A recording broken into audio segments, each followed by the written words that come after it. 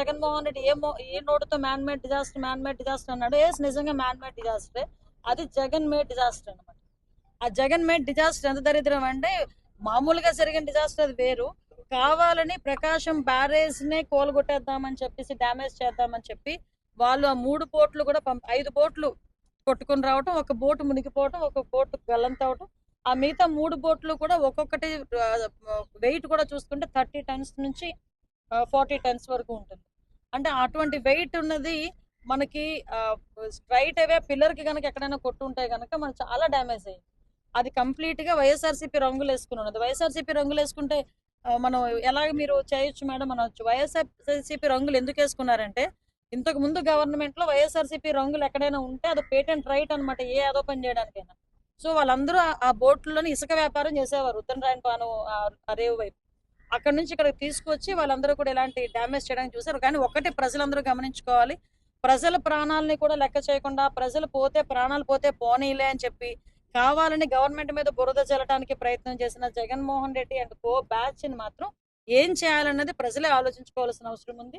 వాళ్ళ మీద అన్ని రకాలైన చర్యలు కూడా తీసుకుంటారు. మొన్న వర్షాల కారణంగా విశాఖపట్నంలోని ఏదైతే ల్యాండ్ స్లైడింగ్ జరిగిందో, ఇక్కడ మన వెస్ట్ నియోజకవర్గం అదేవిధంగా రామకృష్ణ నగర్ లో మనకు ల్యాండ్ స్లైడింగ్ జరిగింది. విషయం ఏంటంటే, అదృష్టవశాత్తు ఎవరు కూడా ప్రాణహాని లేకుండా ముందే మనం అందరం కూడా రిలైజ్ అవ్వటం, ఆ ల్యాండ్ స్లైడ్ జరుగుతున్నప్పుడు కూడా ఎమ్మెల్యే గారు కూడా దగ్గర ఉండటం, ఇమీడియట్ గా అధికార యంత్రాంగాన్ని అంతటినీ కూడా అలర్ట్ చేసి అధికార యంత్రాంగం మొత్తం అంతా వచ్చి అక్కడ ఏదైతే హౌసెస్ ఉన్నాయో హౌసెస్ లో ఉన్న వాళ్ళందరినీ, అంటే ఒక రో 10 హౌసెస్, ఆ పైన ఇంకొక 10 హౌసెస్, మొత్తం ఒక 20 హౌసెస్ అక్కడ ఇమీడియట్ గా మనకి ఎఫెక్ట్ అవుతాయేమో అని భయపడి ముందు ఇమీడియట్ గా వాళ్ళందరినీ తీసుకొచ్చి ఇక్కడ రీహాబిలిటేషన్ సెంటర్ లో మన మొత్తం అందరూ కూడా మన అధికార యంత్రాంగం అదేవిధంగా ఎమ్మెల్యే గారు అందరూ కూడా ఇక్కడ పెట్టడం జరిగింది.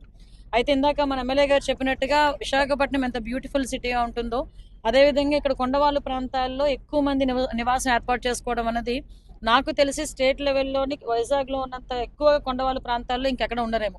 అటు ఆర్లోవా ఏరియా అటువైపు చూసుకున్నా, ఇటు గోపాలపట్నం ఏరియా చూసుకున్నా, మనకు అటువైపు గాజువాక్ లో కొంత ఏరియా చూసుకున్నా, ఇలాంటి ఏరియాస్ లో చాలా మంది కొండవాళ్ళ ప్రాంతాల్లోని నివసించి, అక్కడ కూడా నివసించిన వాళ్ళందరూ కూడా ఏంటంటే పేదరికంలో ఉన్న వాళ్ళు, రోజువారీ కూలీ చేసుకుని ఆ కూలీ డబ్బులతో వచ్చిన డబ్బులతోని పైసా కూడబెట్టుకుని ఆ ఇల్లులు కూడా కన్స్ట్రక్ట్ చేసుకునే పరిస్థితి. కొంతమందికి గవర్నమెంట్ దగ్గర నుంచి కూడా కొంత మేరకు సహాయ సహకారాలు అంది ఇల్లులు కూడా కట్టుకోవడం జరిగింది.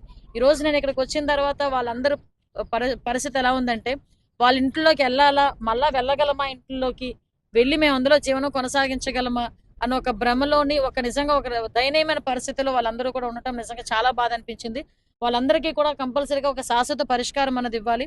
ఎక్కడైతే ఎక్కువగా వర్షాలు పడినాయి, ల్యాండ్ స్లైడింగ్స్ జరుగుతున్నాయని తెలుసుకున్న వెంటనే గౌరవ ముఖ్యమంత్రి గారు చంద్రబాబు నాయుడు గారు ఇమీడియట్ గా అక్కడ విజయవాడ తుఫాను పరిసర ప్రాంతాల్లో ఉన్న నన్ను అక్కడికి ఇమీడియట్ గా అక్కడ వెళ్ళమ్మా అనిత, అక్కడ చూడమ్మా అనిత నన్ను పంపించడం, అదేవిధంగా కలెక్టర్ గారు కానీ, జేసీ గారు, అదేవిధంగా సిపి గారు, అడిషనల్ సిపి గారు అందరూ ప్రభుత్వ యంత్రాంగం అంతా ఇక్కడికి వచ్చి చూడటం కూడా జరిగింది. దీని మీద ఒక కమిటీ కూడా ఏర్పాటు చేయడం జరిగింది.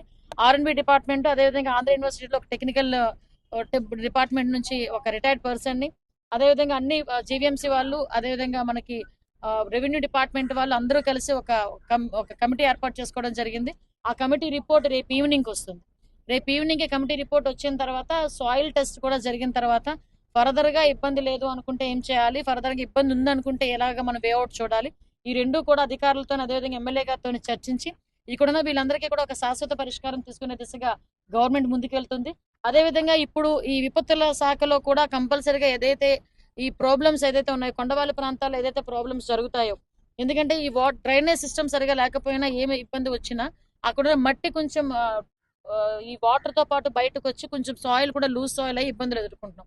దీనికి ఎటువంటి శాశ్వత పరిష్కారం ఇవ్వాలి, రిటైనింగ్ వాల్స్ ఎక్కడెక్కడ మనం కట్టాలి, ఈవెన్ ఐరన్ మెసెస్ ఏదైనా మనం చేయగలిగితే ఎలా చేయాలి ఏంటన్నది ఒక సమగ్రమైన నివేదిక తెప్పించుకొని ఈ కొండవాళ్ళ ప్రాంతాల్లో ఉన్న ప్రజలు ఇబ్బంది పడకుండా, ప్రాణ నష్టం జరగకుండా, ఆస్తి నష్టం జరగకుండా చూసుకునే బాధ్యత కూడా గవర్నమెంట్ తీసుకుంటుంది. ఈ విషయమే ఇక్కడ నివేదికను తీసుకుని గౌరవ సీఎం గారికి కూడా సబ్మిట్ చేసి, గౌరవ సీఎం గారి ఆదేశాల మేరకు ఇక్కడ ఎవరికి కూడా ఇబ్బంది లేకుండా చూసుకునే బాధ్యత కూడా మేము తీసుకుంటామని మీ అందరికీ కూడా తెలియజేస్తాం.